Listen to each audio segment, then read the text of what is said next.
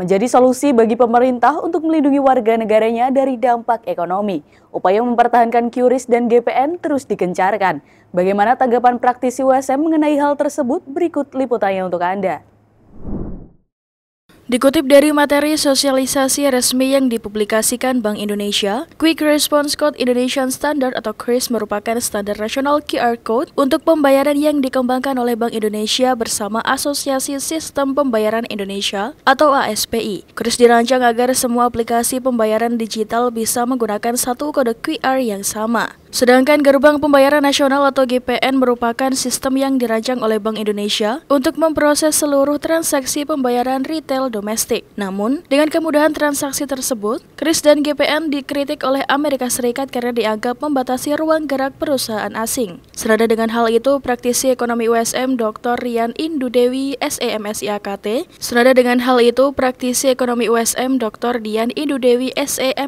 AKT, mengungkapkan, dengan adanya QRIS dan GPN ini dapat memudahkan transaksi masyarakat terutama pada pelaku usaha.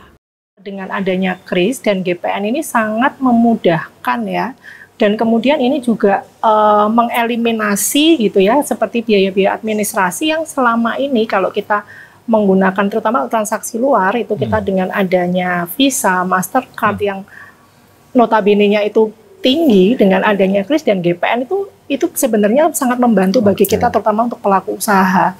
Nah, jadi kalau tadi yang disampaikan Mas Pandu, ya ini mungkin bisa dianggap oleh Amerika sebagai ancaman juga gitu loh. Jadi kenapa kemudian dari kemarin ya terkait dengan tarif dagang perang tarif itu salah satu yang terseret adalah QRIS dan GPN.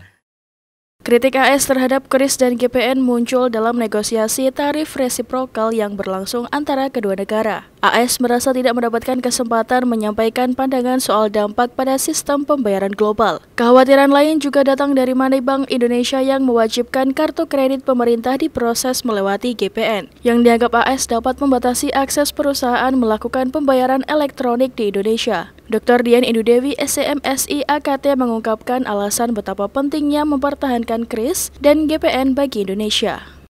Yang pertama ini kan kedaulatan ya, salah satu breakthrough luar biasa dari Indonesia ya melalui BI dan OJK. Kemudian tadi ini tuh inklusi keuangan yang jadi tadi ini Indonesia kan juga ingin rata ya secara perekonomian, secara akses kita ke perbankan juga. Nah, gimana dengan adanya QRIS dan GPN ini itu sebenarnya membantu kita baik tadi pelaku usaha, kemudian masyarakat biasa sebagai konsumen, dan ini nggak mengenal kelas ekonomi bawah atas, itu kan semuanya bisa akses kan. Nah, ini juga satu hal yang sangat penting.